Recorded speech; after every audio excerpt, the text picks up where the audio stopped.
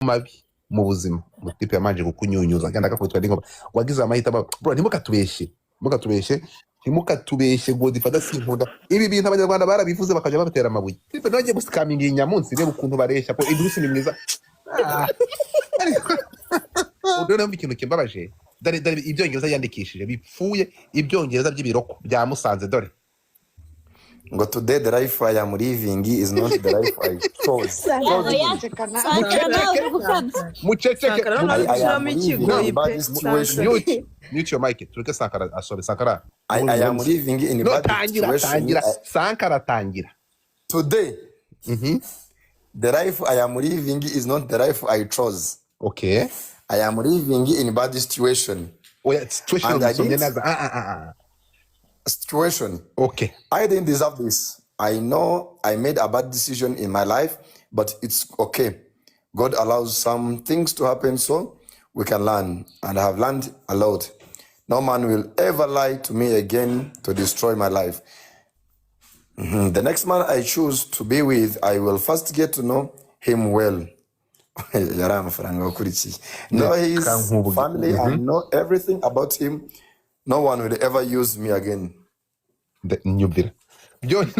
uburetse gato nyamunsi uzi ko isi shaka nundi mugabo munyandiko muri intuza gusa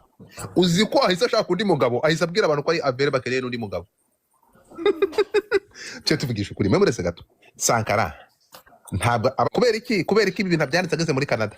wasanga hano nta marezo arahari yo kwandika buretse gato uvuze mu iki Muganga network arafite yo kwandika uyu nasubira mu Rwanda ndamoka cyangwa akaba yigiye icyongereza muri Canada cyangwa akaba yibona yundi ari ndagukunze rata ariko wa mugani uretse gato ako asanga yibona yundi kuko ntabwo Dekati yarabarabuye bro Dekati yarabivuze banga kumva iyi ni operation ya kaboko erega nkumbye Godfather Godfather umwana muri zina kuru rutozi y'abantu bazi ko umuntu ari umwasama ibyo yavuga byose Dekati ntabwo tumufata nk'umuntu serious sometimes niyo avuze ari bivuga ati ni bwasama nyine ni kwa kundi yitukanira kandi arimo aravuga ibintu bizima ni nkaho byari by'umwana murizi Dekati ari posting ziriya niga pe yari posting okay byara ngiye kanze nkubwire urukumva buri muntu afite ntuzazi bandeze atakora ntabwo nyine avuga ku buzima bw'abantu muri ari nk'amakuru mfite ari nk'amakuru azagera turika mukayamenya hari nk'ibyamamare ngiyewe nzi hari nk'umuntu wari ugiye gukora divorce ejo bundi umudamu aramwohereza i Burayi aragenda ajya kwidekarara barashwana aza mu Rwanda umutipe ntihajya kumwakira ntimumuzi se n'umwana we birebire harimo inkuru iryoshye ndaruca narumira amakuru yose abahari muzareba uyu mugabo navuga muzirukanka mwese muziruka ariko muzabona ubusukama buri mu ntuza kuko nzigara n'abazakurikiranwa mu nkiko muri ibintu by'uyu mukobwa hari abantu bazakurikiranwa mu nkiko habayemo ubusukama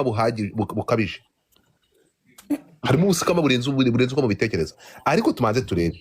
Sankara murebe iyi foto ntabwo ari body shaming umukobwa umeze nka Brenda Fassi ikibazo ni iki njye nabona haberanye bro ntabwo nuko tumaze tuvugisha ukuri reba u Rwanda rwose uko rungana uyu mutima afite udufaranga urimo kunyumva aya gatufana nawe mukimvange mu bana abantu y'abantu babanye baberanye ntabwo mwese bagabo barabanye yari operation tumukwe hagati y'uyu mugabo n'uyu mukobwa ni bande basikama shana wamenye nivanga mu ngo z'abandi ndakubaza nivanga mu ngo z'abandi ureke wumva icyo cy'abanyarwanda tubivanze mu gutekana rubizanye hanze indi ko Suzana uko wasanga agiye kurekura indirimbo wasanga Vestine agiye kurekura indirimbo ushaka muvuge ko uretse ndakubaza ko ntuza ko Suzana uko kamonyi yatandukanye na nzaba mwita twabimenye Vestine yanze kumusoma ibintu bihera mu mizi mu buretse gato umva nkubwire uretse gato aha ngaha mwandike uretse gato uretse ama comment uretse gato yarani nkubwire nani Sankara kimwongere kwandika ngo Vestine yatandukanye na Idris mwandikanye ngo Irene yatandukanye na Idris ngaho niko bimeze yigo uyu mwana mureke yiyubakire Irene atandukanye na Idris uretse gato murinda nkuba atandukanye na Idris uko niko kuri gogo difa niba warananiwe kubaka waretse abandi bakubaka okay none se ni usenye Nase rwasenyutse gizo mva bari mu munyi. Reba utimbiri bwa shamba. Ntabwo wa mugabo we ngaho si wo musobanuzi tugira sobanuriye. Oya ereka kamubwire wasanga Vestine agiye kure kuri indirimbo. Oya tega amatwi. Tugendera kuri iyi foto. Nagatwiko bari kwitwikira. Nagatwiko. Reka dutegereze bajye kwa divorce. Sankara. Ako Godfa ntago Vestine yarahinduye izina ryo kuri Instagram yarongeye izina ry'umugabo. Sankara. Uretse Sankara. Yaragiye amafoto y'ubukwe bwose ahubuzaho. Ni prank. Urimo kugira prank. Byose yavanye mu prank. Ntareka kumubaze. Manza wumve nyumva bano bana baririmba gospel Godfather wasanga ari agatwiko bagiye kure kuri indirimbo yebe yayikoreye ariko ikintu ntago bakora prank ntago bakora prank ngize abantu bandi bakora ngo bamufatanye urumogi agiye kure kuri indirimbo hoya Sankara wallahi ndakubwiza ukuri urimo kunyumva wasanga rega bana hakinze account ntabwo yari prank wasanga Vestine bahakinze account bakandika bino bano bana bo kwa Irene wasanga na AI nje bano bana ndabazi ndikukubwira manza wumve hano ibibazo byose yabafite Vestine ntabwo ajya publishing manza wumva ariko reba hano ikintu mugomba kuvuga Godfather akamubwire ariko se bana bari bana bo kwa Irene ndabazi manza wumva ariko wasanga ari umuntu wamuvugiye manza wumva ariko Sankara ibibazo bagirani bajya kubishyira ku karubanda nukuri kumana manza wumve Sankara wincharging ngo udatuma n'amajwi hano wayazanye se ngiye icyambere nuko buretse gato ubundi cyo mbantegereje nuko igihe cyandika ikinyamakuru cyandika urimo ntabwo bakwibeshya buretse gato bande bibeshya igihe bo abanyamakuru bo mu Rwanda kuna arabanebwe batajya genda uri charging ukore kuri gorone ibyo ushoboye nabandi mwese mumanuke no sense uranga mutagira refu mu manuke mugende muri charging cyese ni uri mukobwa mwiza ntabwo mugomba kujya mwisanga mu bigananga no mufata munamenyera abantu kwitwe n'inkuba Godfather njaba bana basanga bahakinze account ye ndakubwiza ukuri undi yo ikiniho ahantu hava ibibazo ubundi ni gute rubanda rugufi muza ni gute mwokicwa ni gute muza kumburanya tafaka urabona iki farizi ni platform nyamunsi razanga itaramenya kwikarabya kazi kakuburanya no sense esimbi aisha ngo igihe nago babeshye igihe bona nago babafite undi muntu ubiyitirira gukora ibintu by'amakuru ya fake umuntu bakazavuga ngo fake news karame urimo kunyumva gahunda iteye itya ndakumva urukumva gahunda iteye itya aba bantu ibintu ndi kukubwira abangaba bagiye kuri aka kagabo bagiye kugascaminga ntega amatwi wabihamya gute ko ndi kukubwira ngiye amakuru mfite ko uyu mugabo najya mu nyifuzo ndamenye ibintu Godfather ari no kubufita amakuru ya fake nje kamubwira ikintu mpamya nzi neza bano bana bo kwa Irene ukuntu mbazi n'ukuntu nzi Irene ntago ari abantu bafata ibibazo byabo ngo babizane kwa rubanda uwo mukobwa ashobora kuba bahakinze account ye bitabaye ibyo birashoboka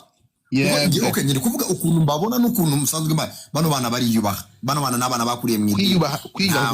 na yajya ko gufata account ye ngo ajye kwandika ngo yahisemo ngo umugabo mubi ngo nazahitamo ngo azabanza mwigisha se batakundanye na Kalisa biganye mu isura akajya gushaka umugabo murusha imyaka 20 ariko mwagiye muva kubiri kuri ariko mwabaye muti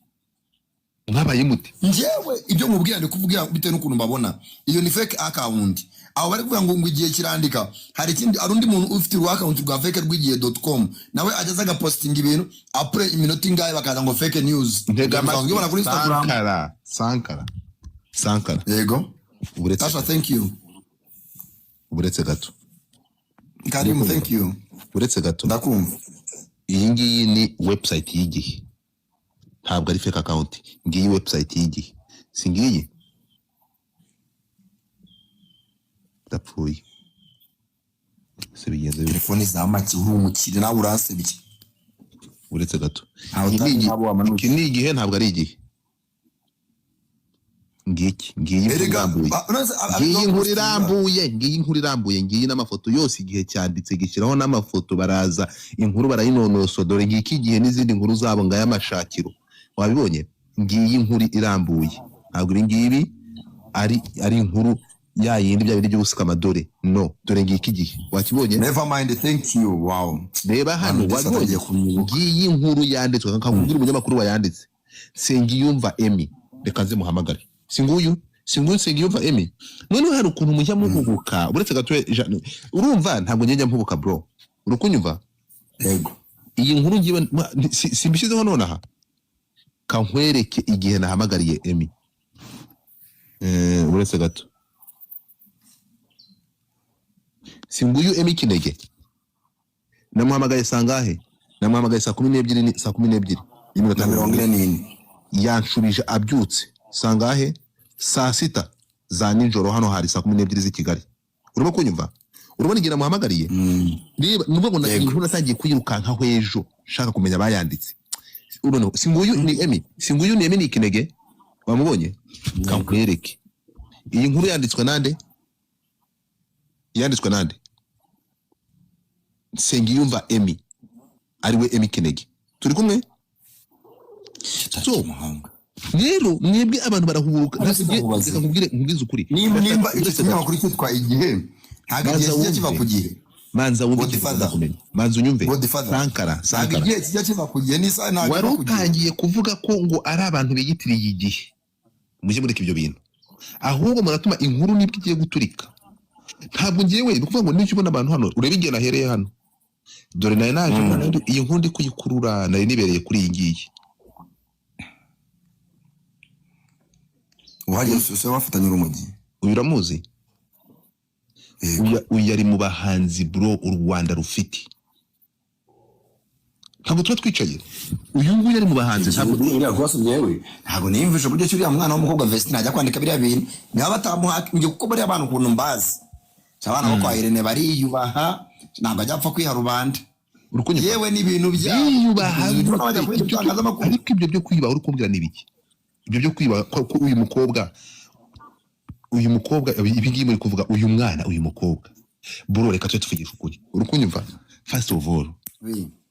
twe tuvugisha ibintu mazina yabyo urimo kumva uyu Idrisi baramusikaminze kandi muzabibona urimo kunyumva baramusikaminze yari scam igenda wahamagaye iminsi n'igikwano bwakeye Godfather dore ni saa 5 uretse gato ngiye guhamagara uretse muhamagare duca amazina n'ukuri kw'Imana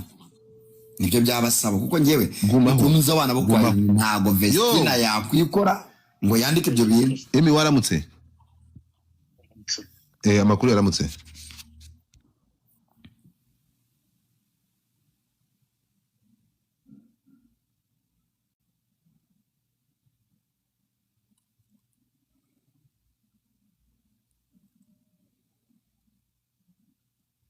Godfather ko mugiye kuvugana ukajya muri mute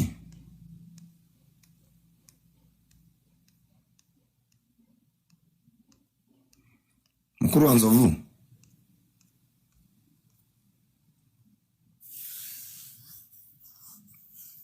ukujya kumubwira ibyo avuga rero Godfather sinjya mbizera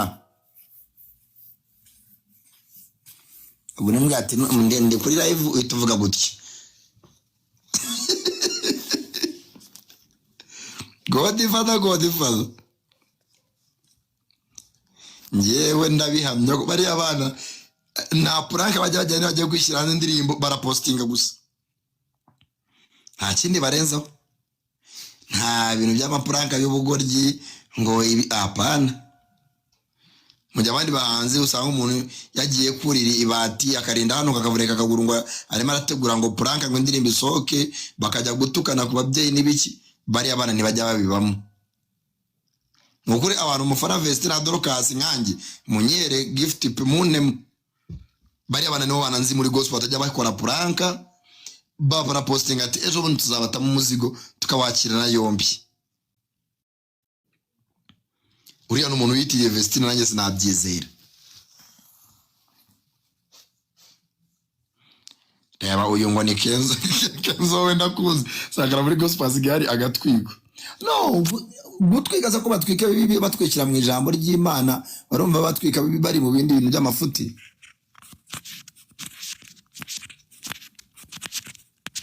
Godfather va muri mute papa. Data abantu bari nyuma Vestine ni muntemu. Ariyo thank you rat. Saya nang murabakene nyabarasanya.